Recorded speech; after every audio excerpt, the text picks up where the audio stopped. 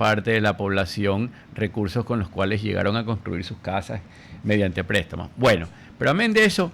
Yo solo te hago una interrupción allí porque mucha gente joven que nos escucha no vivió la época del Sucre. Acuérdate que si ya tenemos 26 años, personas hoy en día de 30, 35 años no tienen memoria de esa época.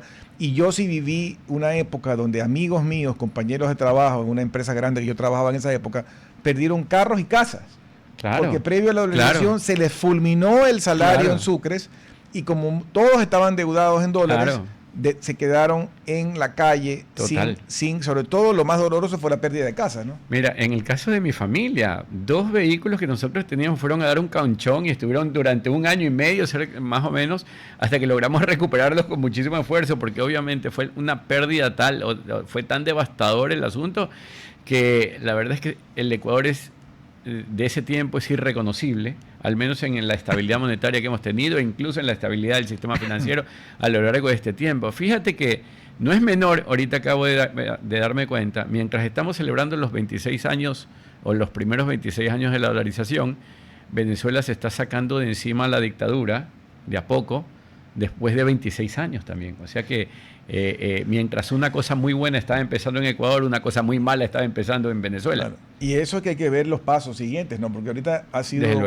una gran medida muy firme de parte de Estados Unidos, concretamente del presidente Trump, de ir a extraerlo físicamente como película de Netflix al presidente, expresidente. Y muy buena, porque además empezó genial. Yo sí quisiera ver porque seguramente en Hollywood harán una película próximamente y quisiera ver los detalles de cómo fue eso allá a nivel de video, muy gráfico, pero esto, digamos, la primera buena noticia es que se hizo y que se da una luz de esperanza a un pueblo oprimido por de tantos años, pero hay que ver qué pasa en cómo se ejecuta ese cambio tan esperado, ¿no? Claro, bueno, hay mucho que hablar sobre eso, yo creo que es importantísimo, de hecho es materia de discusión y de reflexión a nivel global en este momento de cómo ese narcodictador socialista del siglo XXI, cabecilla de un cartel, eso es el socialismo del siglo XXI, pues fue tomado, digámoslo así, de su casita, y de hecho, de ahí es donde está escondido, y ha sido llevado a un lugar al que pertenece, a un lugar en donde se encuentra un poco más cómodo y que le hace justicia, o sea, estar tras las rejas. Bueno, pero volvamos al evento del 23, un evento organizado para conmemorar los 26 años de la dolarización y reflexionar sobre lo que hay que hacer en el Ecuador a partir de hoy. Ya no digo desde tiempos que empezó la dolarización. Olvidémonos de lo que ya no se hizo. Ya no se hizo y no hay que llorar sobre la leche derramada. Pero pensémoslo en estos términos, Giovanni. 2 meses atrás, el plan A del gobierno, el plan A del presidente, el plan A del Estado ecuatoriano era ir hacia una constituyente, cambiar la constitución del 2008, la socialista del siglo XXI, ese absurdo que tenemos por constitución, y a partir de ahí, pues, digamos, marcar la nueva ruta para el país. Y te digo, tenía sentido, ¿no? O sea, obviamente la constitución que tenemos es tan mala que no merece llamarse constitución, es simplemente un panfleto ideológico que permite la jaula totalitaria del socialismo del siglo XXI en tierra ecuatoriana. Pero bueno, no se logró. Y el gobierno se quedó sin plan. Y hasta el día de hoy no nos indica cuál es la ruta o el norte a seguir para nuestro país. Y sobre eso es lo que vamos a discutir este 23 de enero en este evento organizado para conmemorar los 26 años de dolarización. ¿Qué es lo que hay que hacer en Ecuador en orden a poner en orden este país? Claro, porque yo justo, ahora que estaba hablando, me acuerdo de un editorial que escribe hoy en El Universo, Gabriela Calderón, que se titula El estancamiento continúa. Y hago contraste de esto con el hecho que hemos venido diciendo en este programa en estos días, que bueno, hay que aplaudir el hecho de que se ha sentido un incremento en el movimiento económico en el último mes del año. Entiendo que las cifras de venta de las empresas del 2025 han cerrado bien. El gobierno publica ciertas noticias alentadoras en cuanto a un despertar, en cuanto al tema del empleo. También se reporta que han mejorado a nivel de los empleados el promedio de ingresos. Todo eso son pequeñas señales buenas. Sin embargo, lo que menciona Gabriel aquí y mencionan otros analistas como Jaime Carrera del Observatorio de la Política Fiscal, y también vi un documento de Cordes, es que está bien, alegrémonos por esto, aplaudamos que las cosas vayan por lo menos en forma alentadora, pero esto no es una señal de que hay muchísimo por hacer. Y hay también un fenómeno rebote porque el año anterior, producto de los apagones, fue un año pésimo. Las cosas han mejorado, han rebotado, ha habido energía, esperemos que siga habiendo energía. Entonces, sí, aplaudo, y yo aplaudo como el que más. Para mí, el principal logro de la decisión heroica del presidente Noboa fue lo del tema del diésel. Ninguno lo ha hecho, pero yo creo que en el fondo, José, y para mí es donde viene el tema de la conversación que vamos a tener el día 23 de enero, ya hablarás tú de los detalles de cuándo, dónde y cómo ir, es que hay para reconvertir al Ecuador en una nación próspera, en una nación moderna, en una nación abierta, en una nación donde los jóvenes puedan realmente arrancar negocios y que podamos ojalá emular países como Singapur. Para eso falta mucho. No, desde luego, mira, yendo por partes, ¿no? Empezando por el análisis que hace Gabriela Calderón y la situación económica real de nuestra economía. Primero, es cierto que si comparamos el año 2025 con el precedente, donde hubieron hasta 14 horas de apagones, crecer con respecto a eso es facilísimo. O sea, decir, mira, ¿cuánto produjo la economía en el año 2024? Bueno, pues me invento, produjo 100. Claro, con X número de meses, con apagones completos, donde paró la fábrica, donde paró la industria. Entonces, bueno, llegó a ser 100 escasamente con los apagones existentes. Bueno, ¿cuánto realiza el año que viene? Digamos 2025, en mi mismo ejemplo. Pues bueno, 120. Claro, con respecto a 100 hay un incremento del 20%, pero nota que esto fue bajísimo, o sea, fue 100 precisamente porque tuvimos apagones, ya, y subimos a 20, o sea, y venimos de bien abajo y acabamos de crecer un poquitico. Y ojo, acá lo importante, bueno, amén de lo que haya sucedido, porque sobre el pasado no se puede hacer mucho, es que podemos hacer de ahora en adelante para tener un crecimiento sostenido y un crecimiento importante. A mí me gusta dar el siguiente ejemplo, Giovanni, de cómo funciona la economía, y lo pongo así de sencillo. Imagínate que el ingreso familiar de tu familia es de $1,000 y ustedes son 4, papá, mamá y 2 niños. Entonces, bueno, uno dice, hay 4 componentes en mi familia, o sea, papá, mamá y 2 niños, los 1,000 se dividen entre los 4, son 250. Pero el año siguiente llega una bendición adicional, entonces ya son 5. ¿Cuánto les toca a cada uno si no ha crecido el ingreso familiar? Pues ya no 250, les toca 200. ¿Ya? Y eso es lo que le pasa a la economía ecuatoriana constantemente. Como no crecemos en cifras, como no aumentan nuestros ingresos, como no aumenta la cantidad económica de manera importante, significativa y sostenida, pero sí aumenta nuestra población, cada vez nos toca menos. Entonces, lo que debemos hacer es, a esta familia que está creciendo, que bueno, que el día de hoy tiene 5 hijos, tal vez el día de mañana, bueno, el día de hoy son 5 y el día de mañana son 6, pues ver que esos ingresos vayan subiendo, que suban de 1,000 a 1,200, a 1,500, a 2,000, a 3,000, a 5,000, Dios quiera 20,000, 30,000, lo que sea, ¿no? Entonces, a cada uno, en cierto modo, le toca más. No se trata de repartirnos las migas, ya que es lo que pasa en el Ecuador. A ver, no alcanza. Entonces, toma este billete, estíralo a que dure.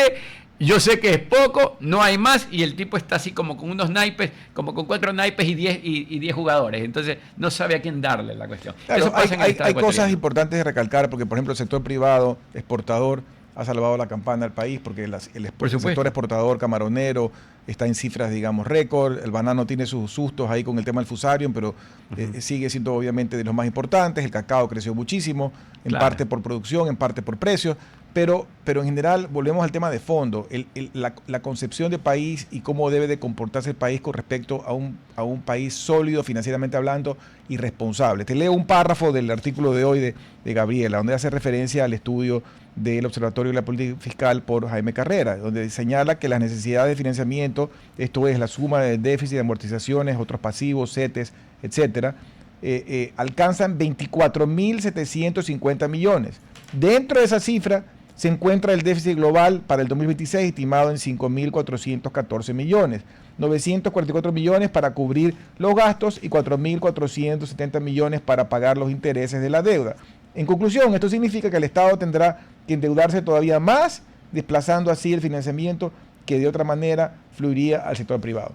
¿Qué quiero decir yo con esta pregunta que te quiero hacer? Es que esto es lo que ha venido el Ecuador y muchos otros países del mundo, lamentablemente, siguiendo año tras año. Me falta plata, me endeudo más. Me falta plata, me endeudo más. No han sacado la motosierra que ha sacado Milei, no ha sacado un tema de reestructurar y tratar de apuntar a un sistema de responsabilidad fiscal, sino básicamente es, aquí se engordó desde la época de Correa agresivamente el gasto público en unas cosas que sirven, en otras cosas que no sirven, en otras cosas que valen la pena, en otras cosas que no, y sin embargo ahora nadie acaba de revisar esto y simplemente la solución es dame más plata, flaco, que necesito o más impuestos o más deuda para seguir cubriendo este monstruo. ¿Hasta cuándo termina de crecer el monstruo? Bueno, cuando se arregle la ecuación y los ingresos no sean inferiores a los egresos. Y eso pasa por recortar el gasto público innecesario. Y ojo, que hay muchísimo, hay muchísimo. Desde entidades que no tienen razón de ser, secretarías que tal vez no tienen razón de ser, ministerios que no tienen mayor razón de ser. O sea, aquí en este sentido tiene que suceder lo que sucedía o lo que decía el presidente Milei que había que hacer. Tenía un pizarrón con una suerte de X número de ministerios y decía, ministerio de tal cosa, se va, chao. ¿Por qué? Porque lo que hacen es detraer recursos del sector privado o de la familia ecuatoriana para luego malgastarlos entorpeciendo a la operación de la economía. Entonces, pero ahí, José, te hago una pregunta como abogado del diablo, porque hay gente que nos escucha que dice, bueno, pero estos señores que están hablando no se dan cuenta de la realidad que yo vivo, me refiero a que está oyendo, donde yo no tengo medicina, no tengo buena transportación pública en diferentes ciudades, no tengo, en algunos casos, alcantarillado, no tengo veredas, no tengo, mis hijos no tienen buena educación. Todo esto no tengo y estos señores están sentados en una radio diciendo que quieren cortar el gasto. ¿Cómo le explicas eso a esta persona? Mira, lo que la ciudadanía tiene que entender es que no tiene ni buena educación, que no tiene la infraestructura que necesita, que no tiene trabajo, porque a este país no llegan inversiones, porque no hay más empresas, porque no es fácil contratar, porque no viene más banca, porque no tenemos una reforma laboral adecuada, porque el Estado ecuatoriano evita que esas reformas se den, porque al final del día es el Estado ecuatoriano el que podría emprenderlas. O sea, el Estado ecuatoriano podría decir, bueno, a partir de hoy eliminemos todas las restricciones que existen en el sistema financiero para que venga más banca al país. Entonces, cuando llega más banca al país, cuando nos integramos financieramente al mundo, llegan recursos y con esos recursos hay préstamos para los emprendimientos, para los empresarios, para la empresa ecuatoriana, hay empleo y se resuelven los problemas. Segundo, necesitamos una reforma laboral y ahí tenemos primero que abandonar las taras que el socialismo del siglo XXI nos dejó. ¿Por qué? El socialismo del siglo XXI, me acuerdo el mandato 8, esa porquería que debería eliminarse, dijo, no hay que tercerizar, por Dios. O sea, si yo tengo, por decirlo así, una empresa y me dedico, no sé, a grabar videos, yo no tengo que estar buscando de forma especializada personal. Debería haber una empresa que se dedique a buscar eso. Ya, de hecho, yo en Estados Unidos, en el año 2002, trabajé para una empresa tercerizadora. Ellos me llevaron a otra empresa más grande, trabajé para ellos, digamos, por espacio de 1 o 2 meses, y al rato me contrató la otra empresa al ver que yo trabajaba muy bien.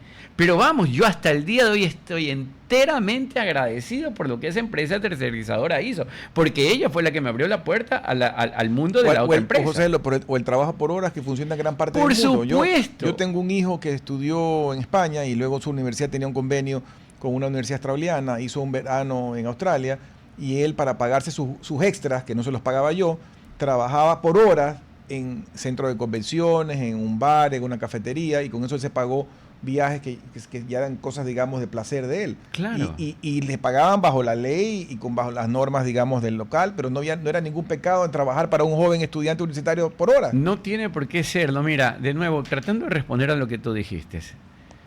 Esa gente que se encuentra en una situación difícil, que no tiene recursos para alimentar a su familia de forma adecuada, que no puede educar adecuadamente a sus hijos, que no tiene oportunidades, que no tiene trabajo, debe entender que en el Ecuador no hay trabajo porque hay cosas que no hacemos.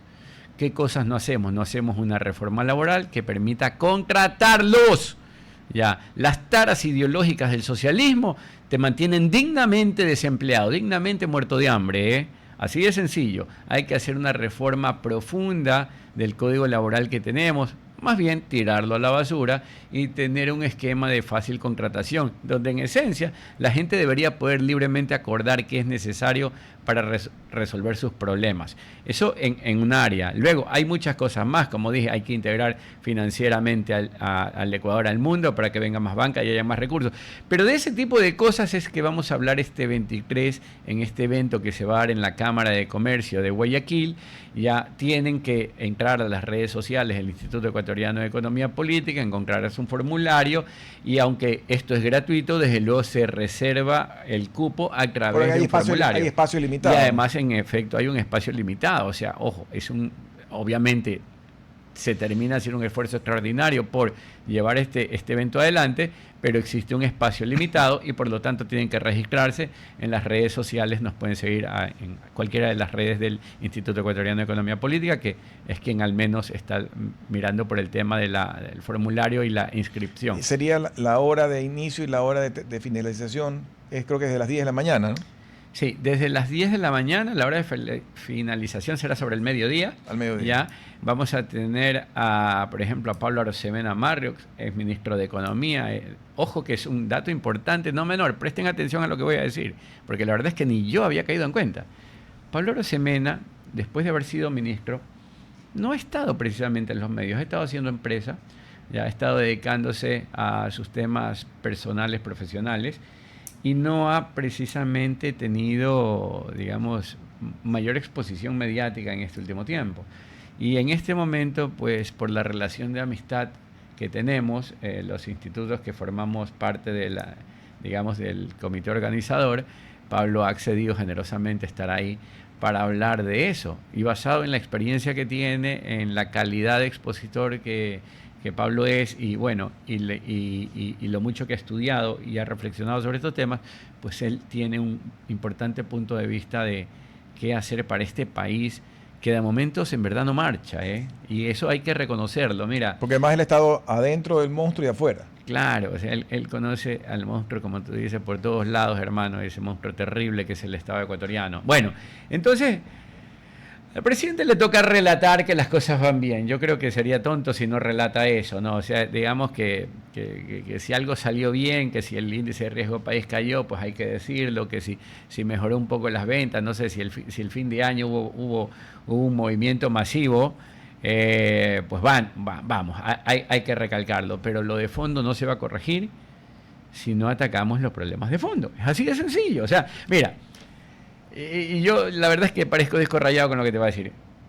¿Cuántos años llevas en este programa, Giovanni?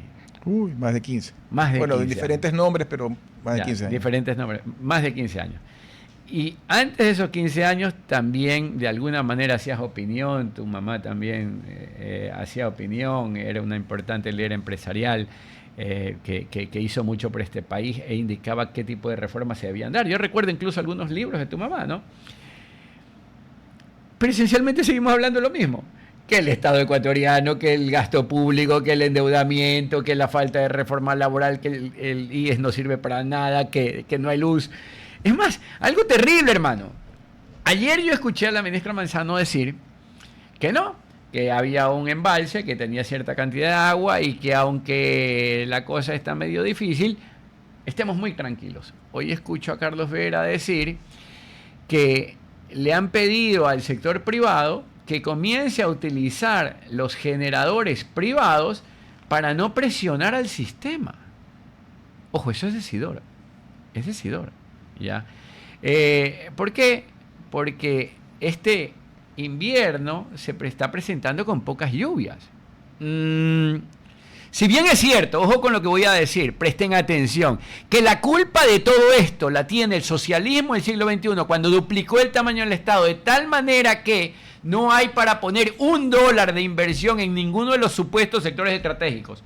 Segundo, que ellos dijeron que en los sectores estratégicos del sector privado no podía poner la plata ni podía invertir. A diferencia de lo que pasa en Perú, en Colombia y Perú, que sí han sido abiertos a la parte privada. Razón por la cual no funciona nada en Ecuador, pero como dices tú, en Colombia y en Perú sí puede el sector privado operar, por ello ellos no se quedan sin luz y además pueden llegar a socorrernos vendernos. cuando llegue el momento. Colombia nos vende. En el caso de Colombia, parece ser que entre Ecuador y Perú hay un tramo. Hay un problema de conexión que no se ha conectar. podido hacer por algún motivo que no entiendo. Te voy a decir una cosa, también no es menor.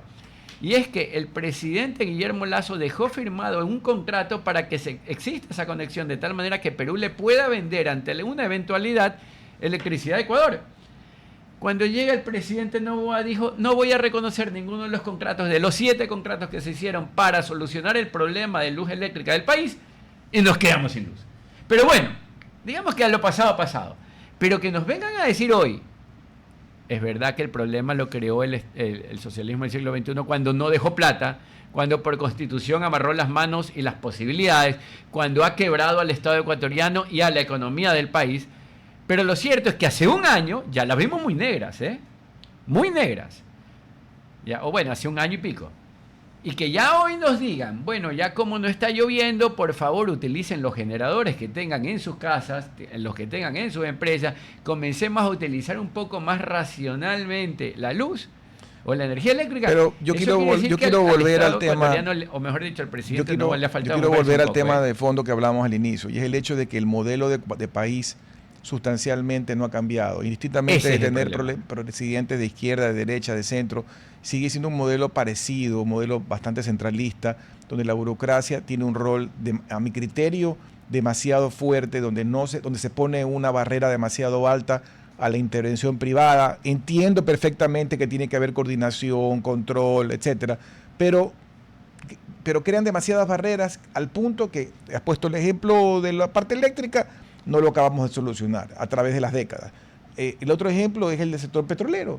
En Ecuador las cifras de producción siguen cayendo porque no hay gestión, no hay inversión y todo está, digamos, en manos públicas. Y no puede haberlo porque está en manos del Estado ecuatoriano. Entonces, yo creo que cuando cambiamos el modelo, insisto, tiene que haber un rol de coordinación, de regulación, etcétera, del lado de un Estado fuerte que haga cumplir el papel de control que además no hace bien porque no controla ni la minería informal, se llevan en peso las riquezas del país y recién ahora están hasta bombardeando donde no tienen que ahora, bueno, pero hay que darle mérito al presidente actual que ha atacado hasta con helicópteros artillados a las minas ilegales que han estado hace mucho tiempo aquí. Reconozco que eso me gusta. Entonces, eso de ahí hay que aplaudir porque se nos llevan el oro, se nos llevan los minerales, no pagan impuestos, encima contaminan, se quejan de la contaminación y ahí sí no dicen nada. Ok, pero en detalle, de que se nos llevan, de que nos roban y de que hay corrupción, todo eso es consecuencia de un sistema perverso que existe en el Ecuador, un sistema que tiene como visión que el Estado lo tiene que hacer todo, que el Estado tiene que resolver todos nuestros problemas, que el Estado tiene que cuidarte de la cuna a la tumba, que no te preocupes, que si tienes 200 embarazos te lo Pero cubro además todo. Es una declaración lírica porque no tiene plata para hacerlo. Por supuesto, ¿no? Pero lo que pasa es que sí generan los incentivos suficientes como para que tú digas, bueno, yo no voy a hacer nada, total me van a dar casa, yo no voy a hacer nada, total me van a educar, yo no voy a hacer nada, total le van a dar salud, educación y trabajo a mis hijos. Eso no sucede en la práctica, pero sí te quedas cruzado de brazos y generas sociedades. Queda la ilusión. Yo diría que queda la decepción, hermano, porque la ilusión... Pero que no se cumple. Es el tiempo de campaña política que dura un mes y luego la decepción son 4 años y de hecho muchísimos años. Pero yo quisiera ponerlo en estos términos, Giovanni. En América Latina nosotros creemos que basta con tener democracia como para que las cosas salgan bien, que podamos tener la capacidad de elegir a nuestro gobernante. No es suficiente. O sea, tener democracia, tener libertad política está bastante bueno. Mal por aquellas sociedades que no tienen esto, como Cuba, como Nicaragua, y como la misma Venezuela, incluso al día de hoy, ¿ya? Pero con tener libertad política o democracia no basta. Hay que tener libertad económica, hay que tener mercados libres que puedan desarrollar la fuerza productiva del país. Se le debe permitir a aquel que tiene una iniciativa llevarla adelante, no entorpecerlo. Porque si el día de hoy, no sé, pues Giovanni dijera, miren, acabo de hacer un hot dog, el otro día me hice un choripán, hermano, buenísimo, ya tenía huevo, mayonesa, chimichurri, un chorizo riquísimo. Súper saludable. Riquísimo, ya olvidémonos de la salud. Oye, yo con eso haría millones, pero si pongo el kiosquito, viene alguna instancia del Estado a decirme, ¿y a usted quién le dio permiso? Bueno, vamos a ir con esa idea, vámonos a un corte y regresamos en unos minutos para seguir con este interesante diálogo. RTP 965, a la conquista del mundo digital. Presenta sus nuevas instalaciones y tecnología de vanguardia. Renovamos nuestro compromiso de seguir brindando contenido útil y de la más alta calidad. Programas de opinión con referentes de la comunicación. Noticias para contar todo lo que está pasando en todo momento. Una variedad de segmentos con lo que necesitas saber. Y asociaciones internacionales estratégicas.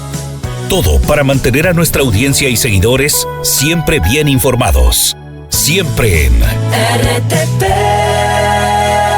Buena compañía. Gracias por regresar con nosotros a su programa Futuro en Acción. Para las personas que recién se conectan, estamos conversando con José Lo Andrade, director del Instituto Ecuatoriano de Economía Política, y hemos venido hablando de su opinión un poco de la situación regional y nacional, pero realmente el motivo principal de la conversación es que nos cuente mayor detalle del evento que se haría el día 23 de enero en la Cámara de Comercio de Guayaquil. Cuéntanos exactamente el lugar, repítenos cómo se inscriben, quiénes son todos los expositores que van a estar, que son múltiples. Claro, a ver, primero, empecemos por quiénes organizan este evento. Los organiza la Fundación Internacional Empresarial. Interamericana Empresarial. Interamericana Empresarial, la Cámara de Comercio de Guayaquil y el Instituto Ecuatoriano de Economía Política, con el apoyo de Atlas Network, una institución aliada del instituto que ha tenido la amabilidad de siempre respaldar las actividades que nosotros realizamos. La intención es marcar un poco el norte del país y para ello, y para reflexionar sobre ello, sobre el tipo de reformas que tienen que hacerse para aprovechar la dolarización y poner a la economía en marcha, vamos a contar, entre otras personas, con Francisco Salles, un estudioso de la dolarización, uno de los miembros del Foro de la Dolarización desde el principio. Él no vive aquí ya, ¿no? Se ha venido a vivir a Ecuador y ahora vive en Libertad. Dice que le gusta que le digan que él vive en libertad. Está bien. Suena bien, suena hermoso. Porque él vivía afuera, ¿no? Sí, ha vivido en algunos lugares, pero ahora vive en libertad. Ok. Y fíjate, vive en libertad. O sea, como que yo diga que Giovanni vive en libertad, que Maduro jamás viva en libertad, él debe vivir en la cárcel. Bueno, pero además de Francisco Salles, tenemos a Pablo Rosenona Marriott, el ministro de Economía, una persona de muchísima trayectoria, presidente de cámaras de comercio, de la Federación de Cámaras de Comercio. También tenemos a Giovanni Ginata, este personaje que tengo aquí a mi derecha, ya que ha venido también reflexionando muchísimo sobre este tema, y a este servidor, ya un poco para...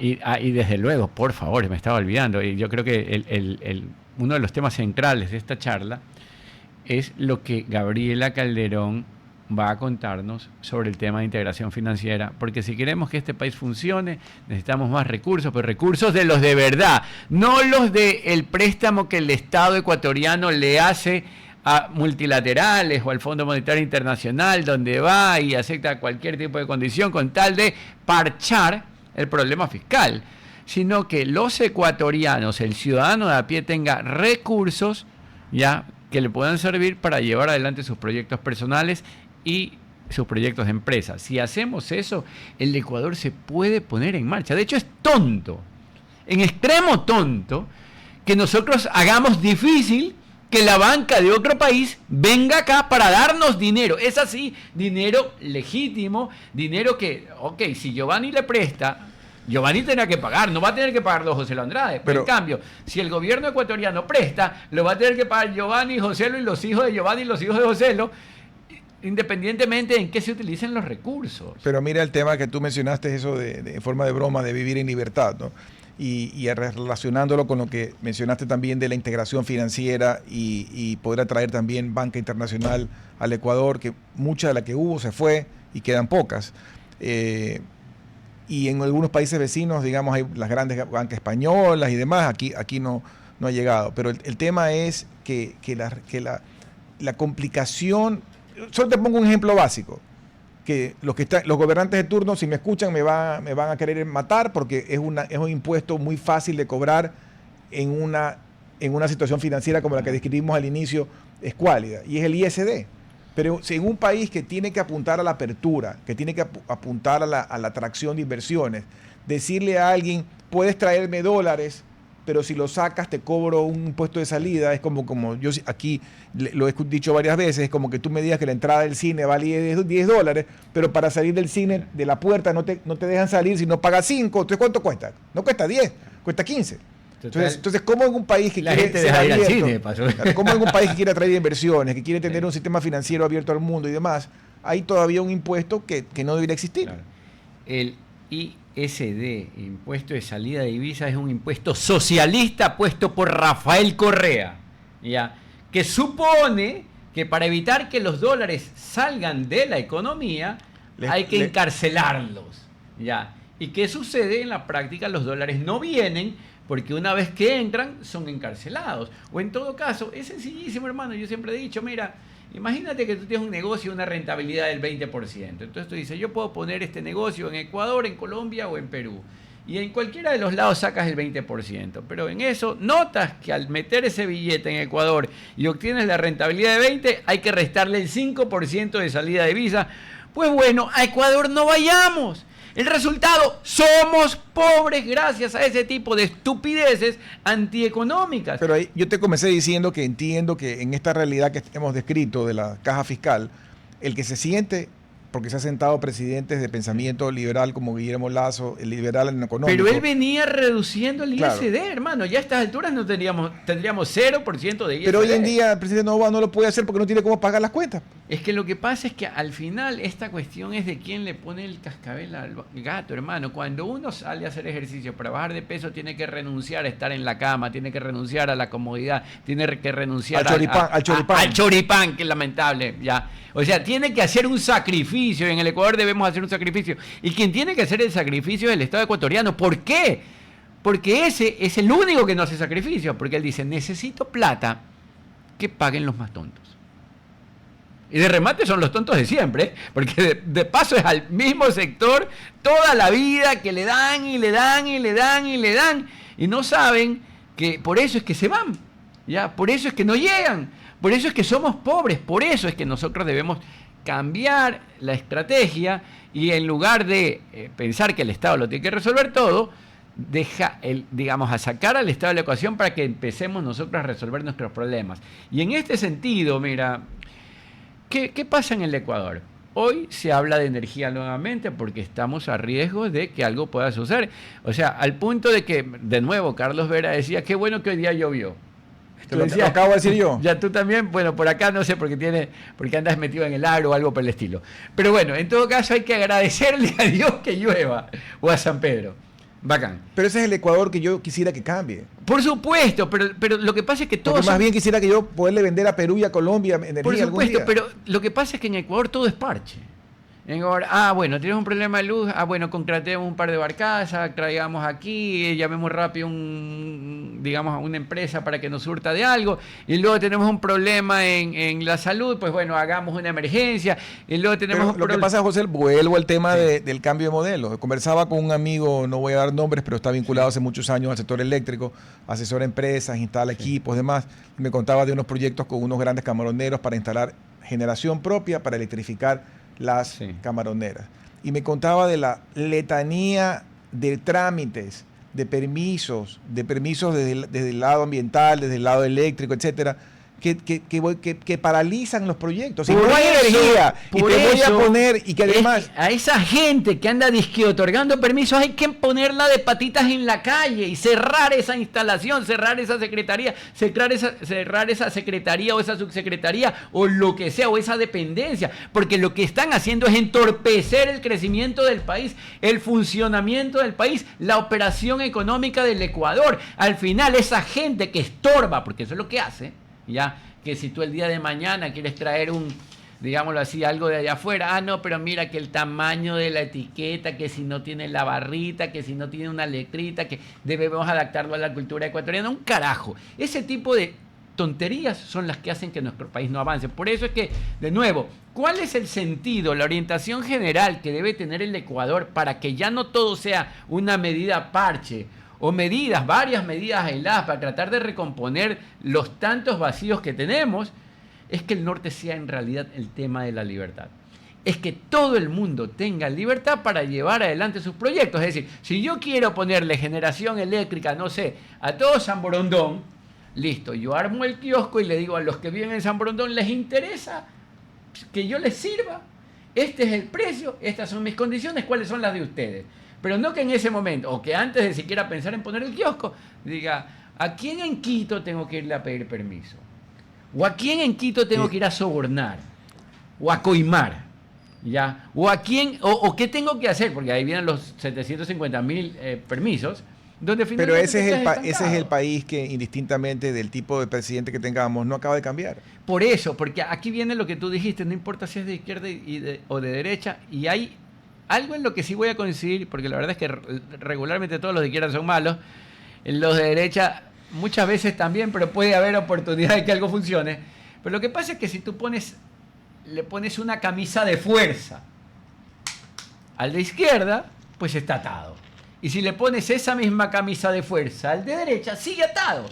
Y el problema es que nosotros tenemos camisas de fuerza ahí donde no deberían de haberlas. O sea, esa constitución que tenemos es una camisa de fuerza, una camisa de porquería, ya, que está atando a una persona que está sana y que puede ser perfectamente productiva, que es el sector privado, que es la familia ecuatoriana.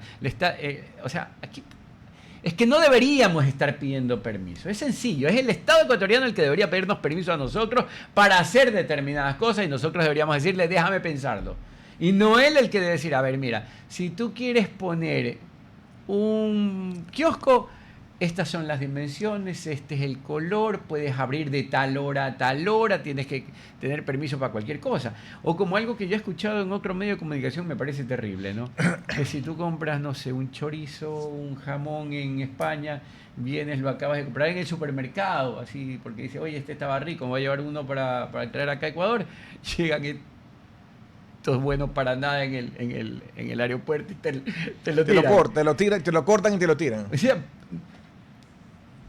dan ganas de matar a esa gente. O sea, ahí hay una medida sanitaria, porque supuestamente había un brote de no sé qué cosa en España de un tema de los chanchos o de los cerdos. Pero si tú estás comprando un producto con registro sanitario español, empaquetado al vacío, comprado en un supermercado de primera línea, ¿me vas a decir a mí que va a poner en riesgo la producción nacional? O sea, yo no creo que sea lógico, con todo respeto aquí de la localidad que puede tener gente muy técnica. Aquí los cerdos son los que están en el aeropuerto destruyendo algo que tiene valor y que trae felicidad, que es una comida, que es un regalo, que es esto. De hecho, yo me acuerdo, yo estudié en España y estaba trayendo algo de eso, se me quedó en el refrigerador, y hasta el día de hoy lo lamento. Pero que hubiese yo llegado a Ecuador y estos tipos venían y lo botaban a la basura o algo por el estilo, es que con la maleta que pesaba todo lo que tiene que pesar les caía encima porque es improcedente, no tiene sentido que se den ese tipo de cosas que además de crear el malestar que generan, ¿no? Porque uno viene contento, uno debería ser bien recibido, que diga, bienvenido a Ecuador, hasta con música. Uno a veces entra a un aeropuerto y hay una música agradable, ¿no? Y eso lo sacó en algún momento dado, creo que el Pocho Harp, en alguna entrevista, en efecto, anteriormente, quejándose, después vino otra vez la medida, pero ya no ha vuelto a escuchar nada al respecto, no sé en qué quedó, pero más allá que particularizar, ese tema, vuelvo al tema de fondo, es que el Ecuador no decide cambiar su modelo. Sigue siendo un modelo que pretende controlar, pretende centralizar, pero las cosas aún que sí deben de controlar no las controlan. Mira, de nuevo pasa por un lado porque la ciudadanía tampoco cambia chip, porque la ciudadanía debe entender que si queremos salir adelante, si queremos tener más oportunidades, si queremos que haya empleo, sí hay que exigir en cambio el cambio, pero también hay que entender la necesidad de ese cambio, la necesidad de esas reformas. Por ejemplo, mira que se nos preguntó sobre la contratación por hora. ¡No! Pero además, José, por Dios. Mira el tema que vuelvo a aplaudir la valentía del presidente Noboa con el tema del diésel. ¿Cuántas décadas hemos estado atrás? ¿Cuántas revoluciones no han habido de gente que defendía lo del subsidio del diésel? Porque la gente no entiende. Sí. Hasta el día de hoy creo que mucha gente no entiende. Y mira que se dijo, que va. La inflación no se ha visto afectada. Nada. No se ha afectado. Nada. Pero aquí hay un detalle, no es un detalle no menor.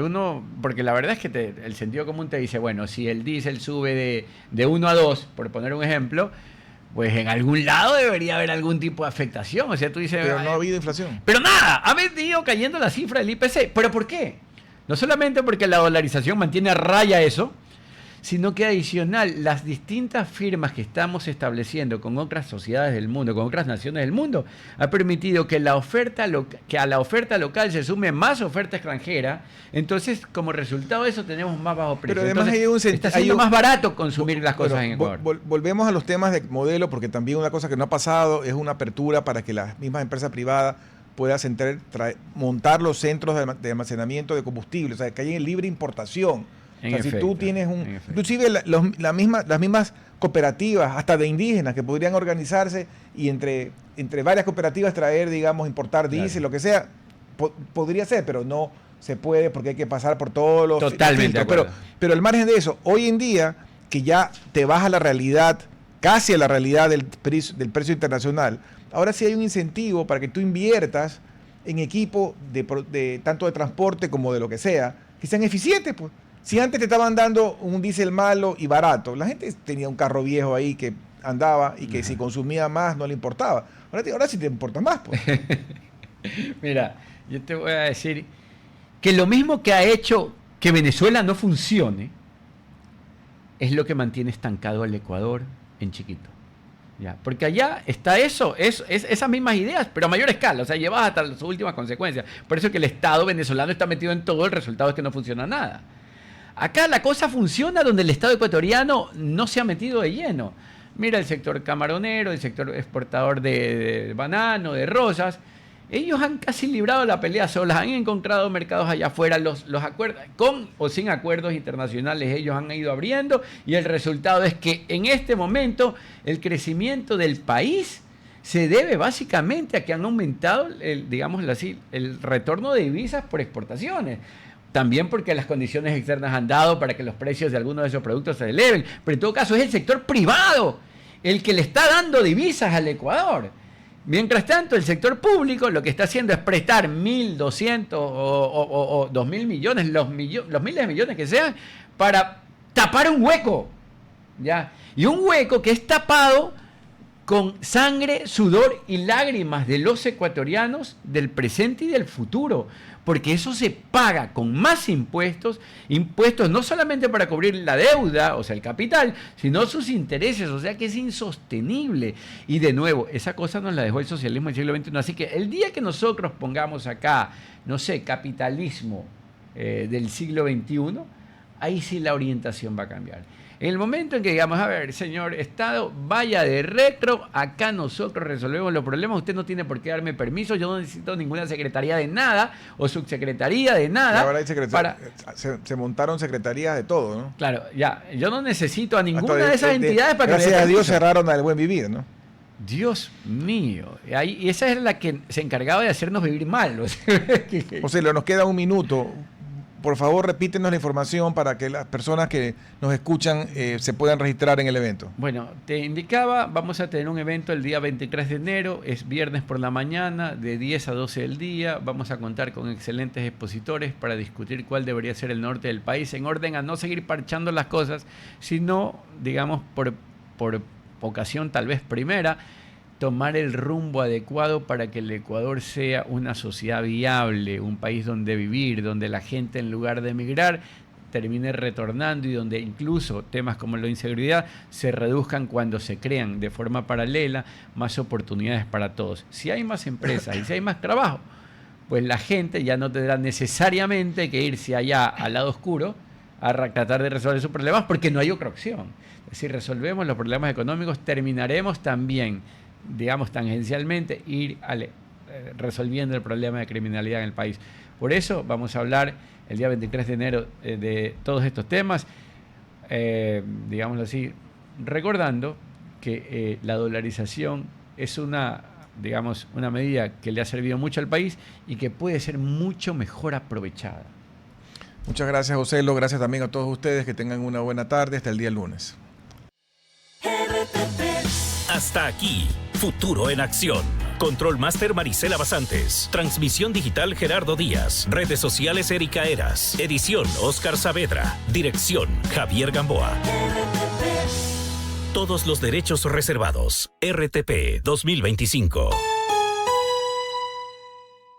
Si disfrutó este programa y aportó de manera positiva en su vida, déjenos sus comentarios en Instagram, página web o WhatsApp, así como los aplausos al artista son sus mensajes al equipo de RTP Ecuador. RTP. Buena compañía.